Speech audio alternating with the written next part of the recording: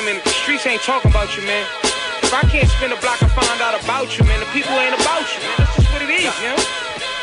But I got to talk about it in the streets, man. Yeah, this one's for the streets first. Stripes like a referee shirt. This one's for the streets first. Tell mama this the rebirth. Say I need church, I talk dirty. Put my hands and my feet work. Teamwork, put in pain, but gotta bring it to the streets first. It's your boy Butta, and I'm back with another episode of that Streets First podcast. You already know how your boy do. I goes out.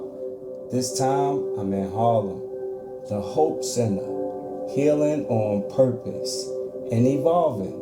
And I'm with the executive director, Dr. Lena Green. How are you doing? I am doing great. My FCBC sister. Yes, I'm doing great. Thank you so much. Just out of curiosity to start our conversation off, can you give the listeners a little bit of Dr. Lena Green's background? How did Miss Lena Green become doctor? Okay. Well, for one, I think it's important to let the folks know that I'm actually a Harlem girl. Okay. Born and raised. Born and raised. And now serving and working. Yes. Right? We need that. And so I'm actually from right here in this area, in this hood, not too far from where FCBC is located. So I'm actually from Forster. Okay. Shout out to Forster Project. Shout out to Forster, also known as Martin Luther King. Kingdom. Right? We see you. And so I would say a little bit about my journey to becoming doctor. Harlem had a large part to do with it. So growing up in the 80s, seeing the challenges that's happening in my community, also having two parents that also struggle with substance use quite a bit. Most of my friends having, becoming teen parents, so having babies before they had an opportunity to even finish high school. A lot of challenges, seeing the stress of working folks every day, grandparents raising their grandchildren. Mm-hmm. So those are the kinds of things that really inspired me to really be on the path to mental health, or work in the field of mental health, and then to become doctor. And so my background, because I think this is important to know, my professional training is actually in clinical social work and psychotherapy. Wow, clinical social therapy. Oh, okay. They got to talk to you nice. Now, those are some different type of degrees, but to know that you're moving in that field, can you give them a little bit of how were you able to get the position as executive director, and how did you tap in with just getting that whole position being at the Hope Center? Yeah, so great question, actually. And I really love telling this story, right? Because it connects my spiritual life to my life's work and my professionalism. So I've actually been worshiping and a part of the FCBC ministry for the past 20 years. Okay. And so my pastor, shout out to Pastor Mike. Shout out to Pastor Mike Waldron. Has known me, for the past 20 years as my mentor. And as a spiritual guide and leader, and always knew that I was in the mental health field. So prior to my arrival to the Hope Center, becoming the executive director, I actually spent 20 years in city government. Wow. So I worked for the district attorney's office, the Department of Health, the Department of Social Services, and then the pandemic hit. And we were seeing a lot of challenges in Harlem. And if you know anything about, this area, right, we've always struggled with social issues and social problems. Yes, we have. And we know that the Black community in particular was hit really hard. So we saw a lot of grief, a lot of death, substance use increasing, and of course the mental health challenges increasing. And I received a phone call from my pastor. And he said, I wonder if you would really come and help me address some of the problems that we're seeing in our community. And I told him he had to give me a minute. I had to pray about it and see what thus saith the Lord about shifting my career in this way, right? And ultimately I landed on a yes. And that is how I came to be the executive director of the Hope Center. Now, coming from Harlem and knowing that poverty is here, and to be able to see some of the mental health struggles that you were able to get through and get around and detour, explain to the people what's like the mission at the Hope Center now that Dr. Lena Green is here. a Harlemite? All right. So the mission of the Hope Center is just what you said in the introduction. It's to heal on purpose and evolve. Okay. So we want people to be intentional specifically about their mental health healing journey, right? So we're very cognizant of the stigma that surrounds mental health in the Black community or communities of color. And we know that traditionally, we as a people have not always done well in systems of care, right? With all the isms that come along with it, racism, all those things, right? And so our goal is to really provide access to culturally inclusive and evidence-based care, right? So that means that folks are not coming here to get sort of run-of-the-mill services, right? You get to be in a space where people look like you, have an understanding of your culture, have an understanding of the history of Harlem, right? Because context is important here. And then you have access to licensed and very well-trained mental health clinicians, some even from this community like myself. So just out of curiosity, like, mental health is seen differently, just the words. Explain a little bit of what mental health means to you. Okay. So our mental health, right, really impacts the way we think, we feel, we act, we behave, interact, our ability to feel well optimally and function, right? So all of those things really impact. And we know that it can change over time. So I might be really feeling great and doing my best and being able to be well socialized, to have a job, to wake up every day without any struggles or challenges. And then my circumstances may change and things may impact that. So I may be in a season of feeling depressed or anxious about something in particular. Or I could have had a major life event, right? Like a death of a family member that could really change that. And so here we're really doing our best to ensure that we're providing support to our community in the ways that they need it. And so we offer individual counseling here. Okay, individual Counseling. Wow. So you get that one-on-one. We offer family services. So let's say a parent and a child are struggling with their ability to connect with one another, or a parent may be, really concerned about their child's mental health. They can come here for family counseling as well. And then depending on the circumstances, we may also see couples, married couples or engaged couples or couples who are co-parenting, because we know that there's some challenges in communicating in that space. And then we offer a bunch of different groups. And one thing I want to stress right now is that, mental health can look, and healing in particular, right? So I like the word healing because I think it gives us something that's like less spooky about folks who might be concerned about engaging with mental health, engaging with a doctor or something like that may feel off-putting, right? So I like those terms, healing. They feel a little bit more approachable, a little bit more welcoming. And so we want people to be able to heal in various ways. So it might be you coming to do a planting class. It might be learning how to cook better for your mental health or for your mood, right? It might be that you're joining a men's group. It might be that you're coming to do yoga, right? So we take healing, looking at the whole person and engaging them in that way. How do you say it? When it comes to the community and the community getting involved, is this like multi-generational? Like, do you guys give and serve programs to all ages, or is there like a certain age bracket with this? Good question. So we mostly serve adults 18 and over, but we do have some services for teens, and I can talk about that a little bit more specifically.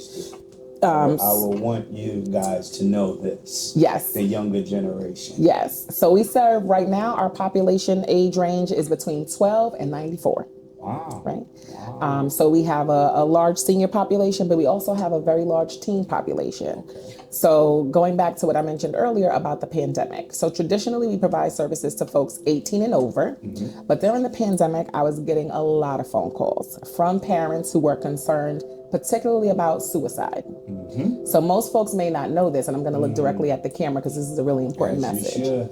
Our teens, our Black teens, our Latino teens in particular, have had a almost 160% increase in suicide and self-harm over the past couple of years, right? So it's almost like this silent killer that we aren't talking about when it comes to our kids. And I was getting a lot of phone calls from parents who were too afraid to take their kids to the hospital, who were too afraid to talk to the teachers, but felt like this was a safe place that they could come and bring their kid, or at least have a conversation about what the next step could be. And I was sending those parents out and back into the community, go to the hospital, go to this teen clinic, go here, go there. And they were coming back to me like, Dr. Lena, I can't send my kid there. I'm afraid, or the waiting list is 8 months. What am I supposed to do right now when my kid has tried to cut their wrist? Wow. Right? I can't wait. Period of time. Right? And so I said, okay, let me think about what we can do. And so we did two things. We started a photography program here, where kids could tell their story from their perspective through their lens, right? And then I like that, through their lens. Through their lens, absolutely. And then we started a teen suicide prevention program called Thrive. And that was courtesy of funding from Nike. So shout out to Nike for supporting the vision here. Nike, you came through. I like to hear that. That's where we need them. I like that, having those type of brands, those type of names come in and help us help our community. That is a beautiful thing. Shout out to Nike. Yes. Specifically their Black community commitment. And so we were so grateful to be one of the beneficiaries or grantees of that program. And that has really helped us jumpstart this program that our kids need so much. How do we, so that was like, you know me, now that I'm in my conversation with you, the next step is, to me, how do we reach the kids with utilizing or figuring out how do we get brand sponsors, things of that nature, knowing that you have programs here, that you have things that's available to help empower them, uplift them. How do you think that we can tap into getting people to be more aware of what's happening, to be connected to? Yeah. So I would say a couple of different ways, right? So one, we need funding. We need dollars to be able to make this thing run, right? The Hope Center is funded how? So we have a little bit of a mishmash of funds. So we receive money and funding directly from folks like you who go to the church, who says, you know what, they're doing a great job over there at the Hope Center. I love what Dr. Lena is talking about. I'm going to give and make a donation there. So a large part of our funding comes from everyday folks like yourself. We also do write for grants, and that's great. And then we have some donors. And then we have organizations like Nike who decide that they can support us for a period of time to move our programming forward. So a philanthropic donor would be greatly appreciated. Greatly appreciated. I just want to make sure that I'm in the right space. That's all I want. I'm saying that in the sense of that I'm connected to a lot of NBA players, a lot of rappers, and I'm quite sure in both of those fields, mental health plays a big part. Absolutely. So I know that my friends in those spaces have to give money to Uncle Sam. Here's a great way to pay Uncle Sam with uplifting the community through these type of connections, these type of programs. You know, so it's just a conversation that I wanted to see how I can get people to be implemented in the things. But back to what we were really on. But can I add to that? Is that all right? So it's through those things, right? So what I like to say is, you know, people will also know about us from our work, from our fruit in the community, right? And so you heard about the things that we were doing. And while you may be a giver yourself, making sure that other people know about who we are is the best way, right? And so I like to say we got good street cred over here, right? So folks know about our services. They're sending their kids here. You can see what we do on any given day. And telling folks of like mind or who have a heart for service or investing is certainly one way. The other way, I would say, and maybe this is where you're going, and if you're not, you know, we'll pivot there, is making sure that you tell somebody that, hey, there's a good service over here. You might want to get connected, right? You lost your mom. You know, you're feeling depressed. Things are not going well for you. The Hope Center has a grief service that can support you, right? You know, you have a teen and you're worried about your kid, you're worried about your son or your daughter. You know what? Send them over to the Hope Center. They're going to help get them right. Right, so those are the kinds of conversations that help us. And our kids are coming, our adults are coming, our men are coming. Okay. And that's a good thing because we love to see the brothers Healing. getting healed. I was about to say healing can be seen in so many different ways. If you could mind just sharing like maybe one or two stories of some positive changes that you've seen come from joining and being a part of the Hope Field. Yeah. So many stories to choose from, but I'll share two. One, we had a young mom who was really a single parent. Her kid actually had been hospitalized several times for suicide attempts, and he was already in an outpatient treatment program. And she was just looking for more services because she just felt like, you know what, these folks that are providing the service are cool, but I really think that he could use a little bit more support. And my response to her was, just get him to me. Just get him here. And again, this is someone who had several attempts already. And we were really, concerned about, keeping this kid alive. He's been able to come work with us on a weekly basis, not individually, but in a group. And that has helped his mental health tremendously. So he's doing better in school. He is engaging in more social activities. He is able to communicate with his mom. He is less angry and less hostile. And, their trust and their communication has built. Okay. So we're grateful for that. I can share another story of someone who is an older adult, really struggling with being lonely and isolated. Most of her, she's divorced.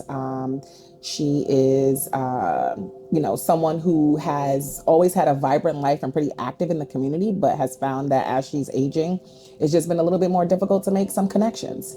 And so she's been able to come to one of our groups that specifically focuses on women struggling with depression and anxiety. Okay. So there she's been able to find community. She feels less depressed. We also have psychiatrists on staff, right? Okay. And I know sometimes that could be a little bit of a scary thing in our community, right? But my thing is, if you are going to take some Tylenol when you have a migraine, you can certainly take a pill for your mood. And so we have psychiatrists on staff where, this person was able to see one of our psychiatrists to get medication and has improved her mood considerably, is able to get out of bed every day and go to work and live a better quality of life. So me sitting here hearing these type of stories is like, I know that coming from Harlem myself, I know that it's different hearing about therapists and psychologists and people to be able to talk to. I too had, may my cousin rest in peace. I had a younger cousin jump from a parking lot roof. And I'm quite sure from all the conversations that I used to have with my little cousin about life, I didn't think that my cousin was in that space, losing her mother and not knowing how to handle that, knowing she had a younger sister. It was just her and her sister living together in mom's house. But to know that my cousin had a baby and that's the type of choice that she made with her own life, how do the younger generation, teenagers, young adults, are there like services and hotlines, things of that nature? Like how do they connect to you guys without, and I don't want to sound this way, is there like a more of a fun way for us to heal? That's good. I mean, this is something that I think that, if we could make healing a little bit more fun, I think it will attract people in a different way. I say this to say, just off of brainstorming and talking with Pastor, I'll let you speak a little bit on that, but I don't want to talk too much about it, but the hope on wheels. Okay, yeah, great segue. So first let me say I'm so sorry for your loss. Oftentimes we get surprised by these things. And part of our job as clinicians, as community members, as cousins, as brothers, as sisters, as parents, is to be educated about the warning signs so that we pick up on these things, right? We don't want to be blindsided by these kinds of things, and we want to let people know where to go for help. So first, there is a hotline number. It's called 988. So we give that out, pretty consistently.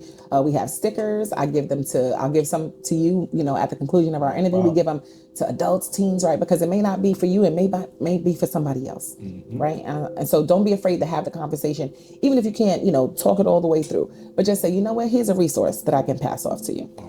Obviously, they can come here and we can share more information about where people can get services.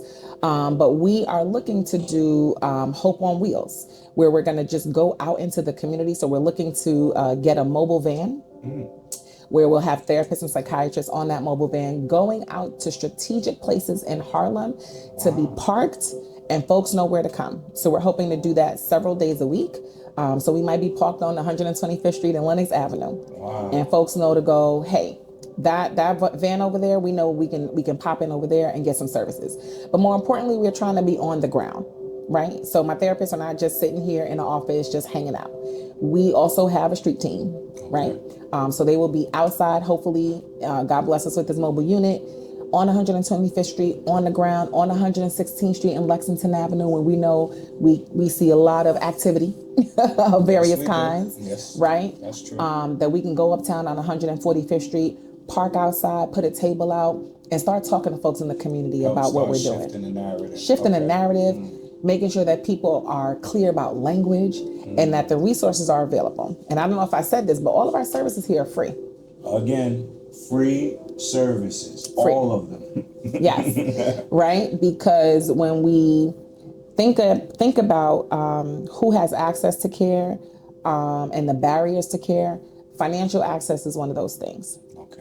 And so there is $0 paid for folks coming in to get services because of that reason. So no one can ever say, well, I didn't have the money or I didn't have insurance or any of those things. No, you can come on over, whether you have insurance, whether you have $5 in your pocket or $0. We want you to come. We're going to feed you, make sure you're doing all right, and get you connected to a therapist to start your healing journey. So again, we getting towards the end, but the government, I know that the government speaks about being behind mental health. Maybe they have a different view about mental health. How do we get the government to be able to understand that, yes, funding is one thing, but the support to be able to bring more awareness to what mental health is and poverty in inner city communities? How do we help the government tap in a little bit more? Well, being as someone who worked for government or worked in government for 20 years, I think it's partnering with community-based programs, right? Government have really large systems of care, right? And some of those things are through contracts and all of that. But, not any and everyone can just sort of walk in on the street to tap into government resources. But the government can, and they have sponsored and supported with funding smaller based entities, community, based organizations that are doing the work in the community. I would say for us at this moment in time, we do not receive any funding from the government at all for the services that we provide. Not sure if that will change down the road, but I think, large systems of government can look at programs that have good impact in the community and start there. Great. How was I going to place this? I think I could just easily say it this way. What's next? I mean, there's a wonderful space here. I've seen there's different rooms, there's a backyard, I can see that there's different services here. What's next? I know that I can hear through your conversation that you're visioning big for Harlem, you're visioning big for the Hope Center. But if you could give them just a little bit of what you think you're building and showing what's going to be next for the Hope Center, what would it be? Yeah. So one, we want to expand, right? We want to grow. Right now, we actually have a waiting list of over 140 people. Wow. 140 people. And we're not a hospital, so that should tell you something, right? We are a small community-based clinic, right? So that should tell you something, not just about the need, but also about where people trust and go for services. That matters. Right? So that matters. That says a lot to us. So that says that we're doing something right here. So one, to expand our services here. We want to increase our fundraising so that we can actually serve more people and do more. We would like to have a building, right? So my goal is also to have a vertical campus. It's New York City, so you got to go up, right? You got to go up. That is true. Build up. Yeah, so have a vertical campus here for the Hope Center. And also our hope is also to expand into other areas. So expanding with physicians who may provide medical care that can contribute to our practice, as well as nurses. So that's just one little snippet of a few things that we're trying to do moving forward. Well, I want you to know that you guys have my full support. And when I say my full support, meaning the resources that I want to help get behind when it comes to sports therapy and helping young men that's in basketball, that's dealing with mental health, be able to have a person that, like I would have as a friend that's a former NBA player, see that there's groundwork being done right now and that they can come and invest the same amount of money that they have to give to Uncle Sam to help uplift communities. Okay. So I just wanted to make sure that you know that that's where my support is coming in. That's why I wanted to come and have a conversation with you, because after showing what the business, what the organization is about, now it's about us tapping into our resources and help uplifting these things. Mm-hmm. So again, thank you for taking the time out to have this conversation, at least letting the people know all this free. Don't forget that word, free. That's free here for them. And can I tell them where to go? Sure. All right. They need to. All right. So if you're interested in getting mental health services or just getting some support around how you're feeling, you can visit hopecenterharlem.org. That is hopecenterharlem.org. Where can they follow you at? Where can they follow the Hope Center? Oh, yes. They need to know all of that. I want them to know exactly where that's at. Okay. Keep up. Stay up. Yes. Don't just look at it in my story. So you can follow the Hope Center at Hope Center Harlem. That's at Hope Center Harlem on IG and Meta. And then for me personally, you can follow at Dr. Lena Green. It's your boy. I'm outside, y'all. Y'all see what I'm doing, right? I'm pulling up. I'm tapping in. I'm getting you information. Remember, the game used to be sold, not to be told. Now, we're tapping in. We're getting information. And look what we're bringing. Opportunities. Opportunities from information, from access to information. There's a lot that's here for you guys. And I want to make sure that I'm bringing the right type of things to help uplift my community where I came from. Harlem, that is. Shout out to the Hope Center. Shout out to Mike Waldron, FCBC. I appreciate everybody. Shout out to Dr. Lena Green for taking the time out to just speak on all of the beautiful things that's available for you guys. Tap in, community. We here. It's your boy Abutta. Yeah, this one's for the streets first. Stripes like a referee shirt. This one's for the streets first. Tell mama this the rebirth.